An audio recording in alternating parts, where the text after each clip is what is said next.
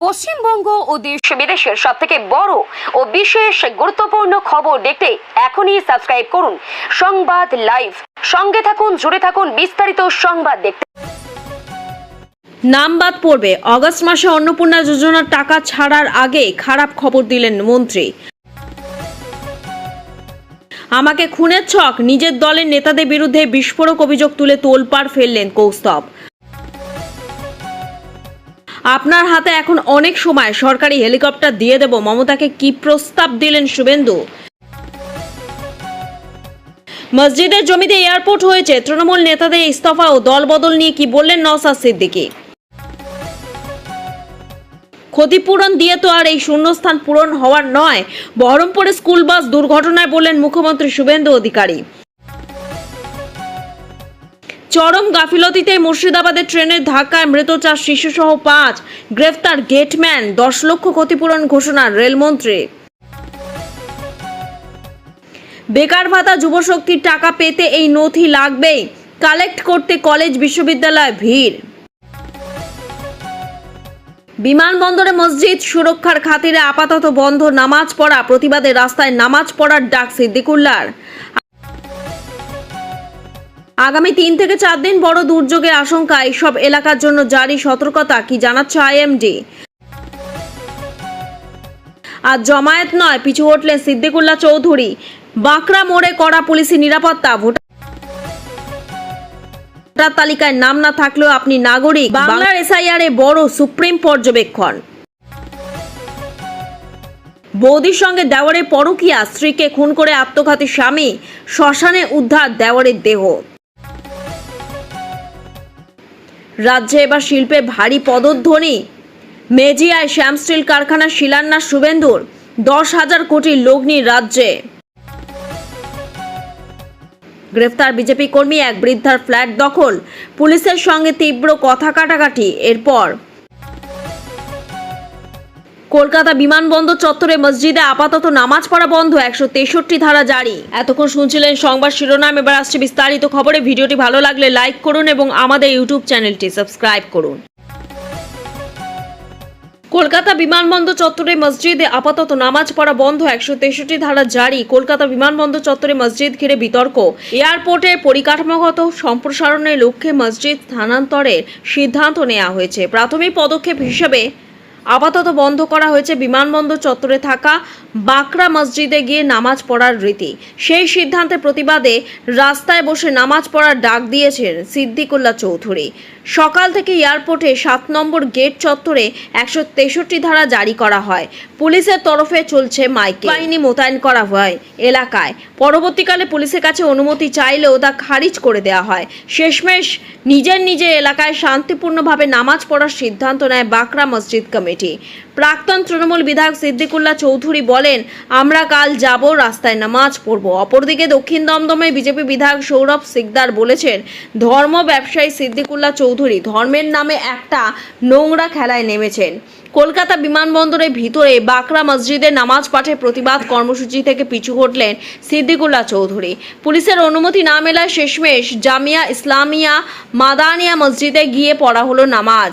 তবে ভবিষ্যতে এই অনুমতি জোগাড়ে আইনের পথে হাঁটার কথা ভাবছে বাঁকড়া মসজিদ কমিটি। অবশেষে আন্দোলনের পথ থেকে পিছু হটলেন সিদ্দিকুল্লাহ চৌধুরী। কলকাতা বিমানবন্দর চত্বরে থাকা বাঁকড়া মসজিদে নামাজ পড়ার জন্য পুলিশের অনুমতি না পেয়ে শেষমেশ স্থান বদল করতে বাধ্য হলো বাঁকড়া মসজিদ কমিটি। ওই এলাকা থেকে 100 মিটার মতো দূরে জামিয়া ইসলামিয়া মাদানিয়া মসজিদে গিয়ে পড়া হলো নামাজ। বিতর্কের সূত্রপাত নেতাজি সুভাষচন্দ্র বসু আন্তর্জাতিক বিমানবন্দর চত্বরে থাকা বাঁকড়া মসজিদ ঘিরে।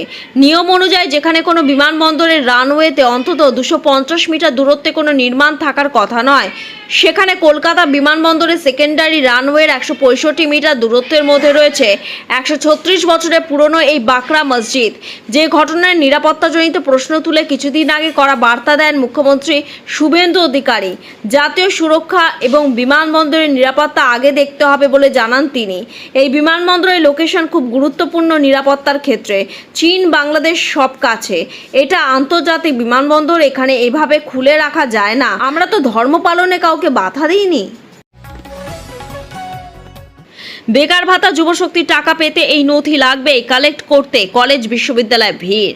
রাজ্যের বেকার যুবক যুবতীদের জন্য যুবশক্তি প্রকল্প চালু করতে চলেছে রাজ্য সরকার। রাজ্য বাজেটে এই নিয়ে বড় ঘোষণা হয়েছে। আগামী অক্টোবর মাস থেকে এই প্রকল্প চালু হতে পারে বলে জানানো হয়েছে।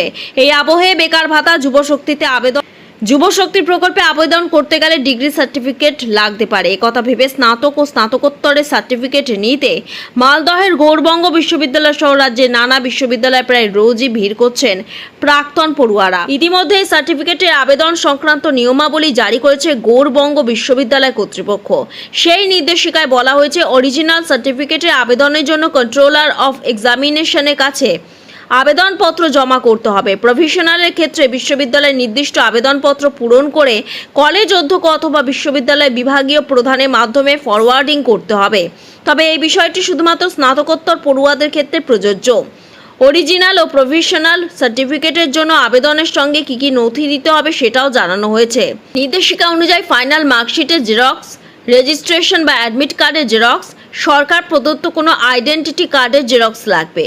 এছাড়া অরিজিনাল সার্টিফিকেটের জন্য 1000 টাকা ও প্রফেশনালের জন্য 500 টাকা ব্যাংক চালানোর মাধ্যমে জমা দিতে হবে বলে জানানো হয়েছে। সেই চালানের একটি কপি বিশ্ববিদ্যালয় ফাইন্যান্স অফিসে জমা করতে হবে এবং নথি ভেরিফিকেশনের জন্য আবেদনকারী অরিজিনাল ফাইনাল মার্কশিট আনতে হবে।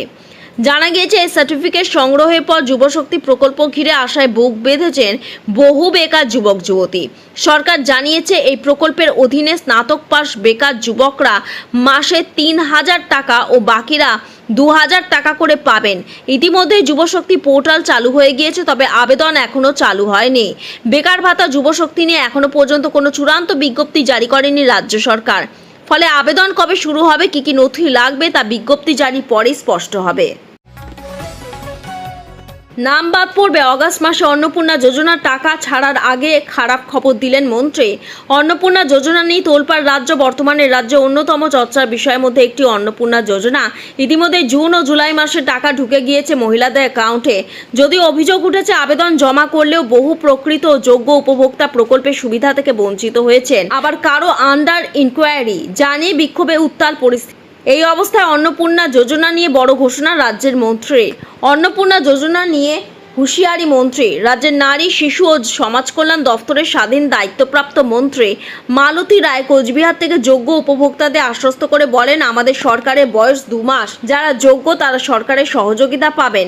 অনলাইন অফলাইন অনেক ভুল করেছেন। যোগ্য মা বোনেরা অন্নপূর্ণার টাকা পাবেন বলে আশ্বাস দিয়েছেন তিনি। একই সাথে অযোগ্যদের উদ্দেশ্যে করা বার্তা দিয়ে তিনি বলেন, যারা যোগ্য নন, অনেকে অনলাইনে তথ্য গোপন করেছেন, সেটাও কিন্তু যাচাই হচ্ছে। তারা যদি ক্রাইটেরিয়ার মধ্যে না আসেন তাহলে তারাও বাদ যাবেন। অর্থাৎ দিকে দিকে যে অভিযোগ উঠেছে যে অযোগ্যরাও এই প্রকল্পের সুবিধা পাচ্ছেন, সেই বিষয়ে হুঁশিয়ারি দিয়েছেন মন্ত্রী মালতী রায়। উল্লেখ্য, সম্প্রতি পুরো নারী শিশু কল্যাণ মন্ত্রী অগ্নিমিত্রা পল জানিয়েছেন, অন্নপূর্ণা যোজনার টাকা বন্টনের আগে ও পরে তথ্য যাচাই প্রক্রিয়া গুরুত্ব দিয়ে দেখা হচ্ছে। এই প্রকল্পের সুবিধা শুধুমাত্র যোগ্য আবেদনকারীরাই পাবেন। সেক্ষেত্রে নথিতে যদি অসঙ্গতি থাকে তাহলে কিছু নাম বাদ পড়বে।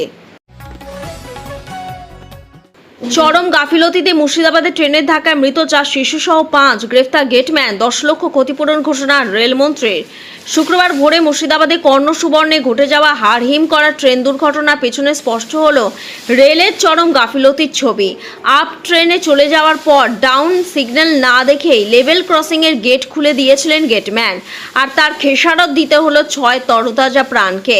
দুপুর অবধি এই দুর্ঘটনায় 4 শিশু এবং 1 বৃদ্ধসহ মোট 5 জনের ঘটনাস্থলে মৃত্যু হয়। এই ঘটনায় ইতিমধ্যে অভিযুক্ত গেটম্যানকে গ্রেফতার করা হয়েছে এবং সংশ্লিষ্ট পিডব্লিউডিআই-কে সাসপেন্ড করা হয়েছে।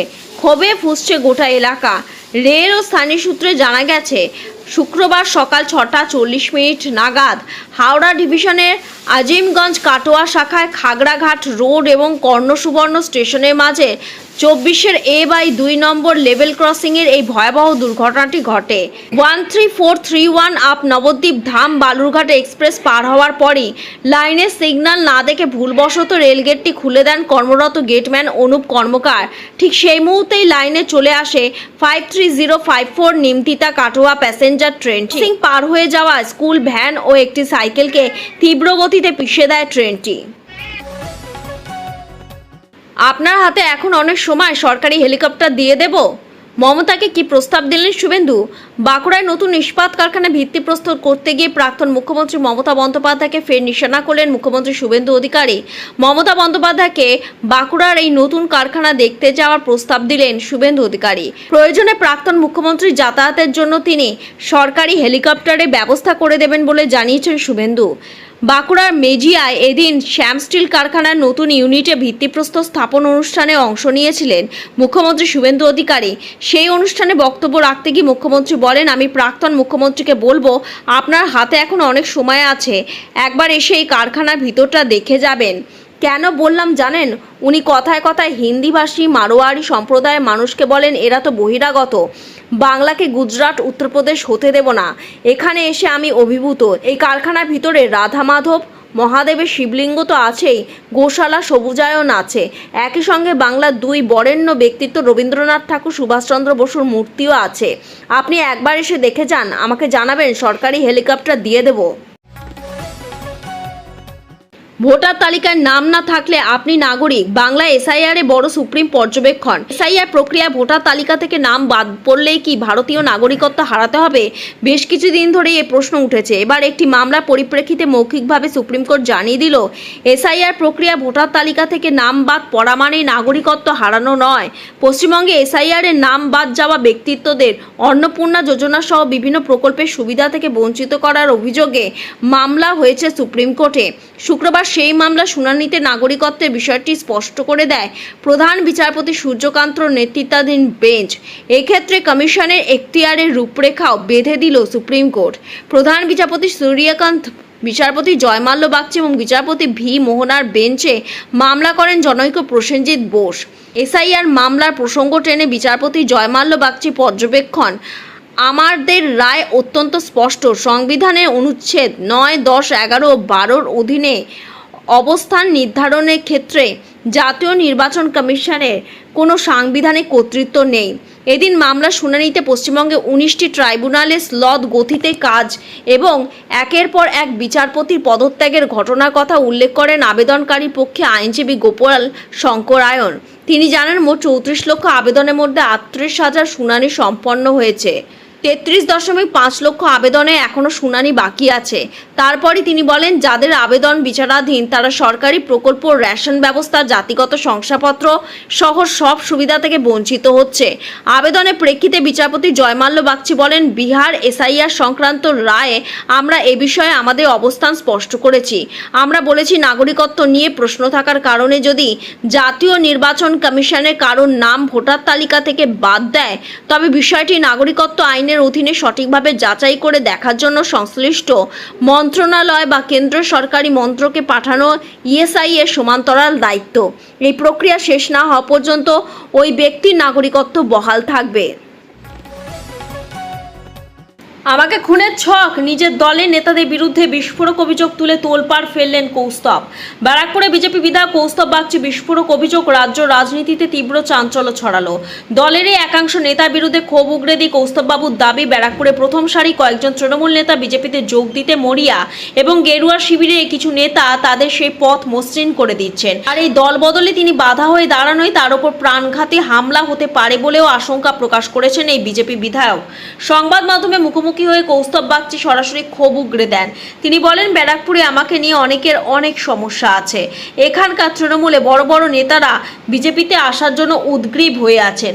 আমি নাম করেই বলছি, ব্যারাকপুরের প্রাক্তন চেয়ারম্যান উত্তম দাস, টিটাগড়ের প্রাক্তন চেয়ারম্যান প্রশান্ত চৌধুরী এবং রাজা পাসওয়ান সহ একগুচ্ছ তৃণমূল নেতা বিজেপিতে যোগ দিতে চাইছেন। এরপরই বিস্ফোরক দাবি করে তিনি বলেন, কথা বলতে আমার কোনো দ্বিধা বা দ্বন্দ্ব নেই যে আমাদের দলেরই কিছু লোকেদের তারা ধরেছেন যাতে তাদের এই যোগদানে কোনো সমস্যা না হয়, কিন্তু অনেক জায়গাতেই তারা সমস্যার মুখে পড়ছেন, কারণ কৌস্তব বাগচি ম্যানেজ হওয়ার মতো লোক নয়। উইকেন্ডে ভারী বৃষ্টি, লাল সতর্কতা। এবার 21শে জুলাই কেমন থাকবে আবহাওয়া, রইল আপডেট। উত্তরবঙ্গে ফের দুর্যোগপূর্ণ আবহাওয়ার পূর্বাভাস দিল আলিপুর আবহাওয়া দপ্তর।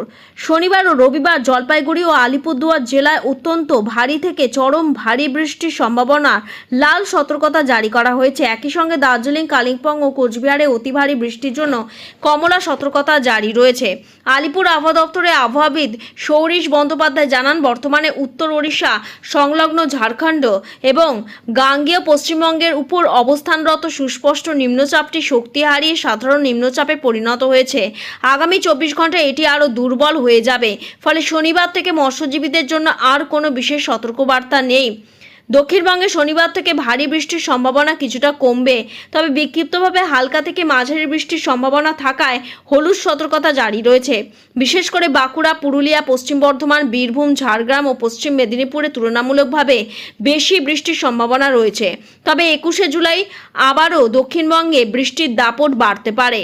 উত্তর 24 পরগনা, দক্ষিণ 24 পরগনা এবং নদিয়া জেলায় ভারী বৃষ্টির জন্য হলুদ সতর্কতা জারি করা হয়েছে। অন্যান্য জেলাতেও বিক্ষিপ্তভাবে বৃষ্টি হতে পারে।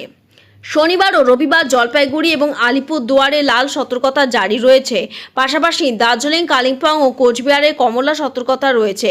মালদা, উত্তর দিনাজপুর, দক্ষিণ দিনাজপুরেও কয়েক জায়গায় ভারী বৃষ্টির পূর্বাভাস রয়েছে। সোমবার দার্জিলিং, কালিম্পং, জলপাইগুড়ি, আলিপুরদুয়ার ও কোচবিহারে অতি ভারী বৃষ্টির সম্ভাবনা কমলা সতর্কতা বহাল থাকছে। উত্তর দিনাজপুরে থাকবে হলুদ সতর্কতা।